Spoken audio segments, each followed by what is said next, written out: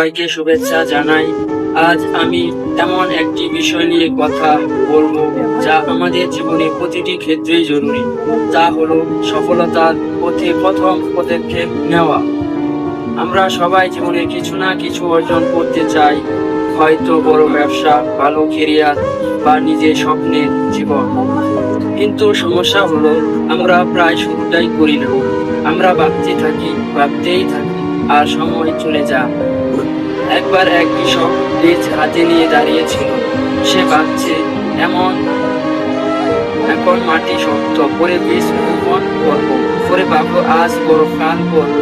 এভাবে দেরি করতে করতে বছর চলে গেল, আর ফসল আর হলো না। আমাদের জীবনে এই কৃষকের মতো ঘটনা ঘটে। আমরা ভাবি সময় আসুক তারপর শুরু করবো, কিন্তু সত্য হলো সময় কখনো একদম উপযুক্ত হবে না। শুরু করতে হলে এখনই করতে হবে। প্রথম পদক্ষেপ সব সময় ছোট হয়, কিন্তু তার শক্তি বিশাল। যদি আপনি প্রতিদিন মাত্র 1% উন্নতি করেন, 1 বছর শেষে আপনি 37 গুণ ভালো হয়ে যাবেন, শুধু ধারাবাহিকভাবে চেষ্টা করার জন্য।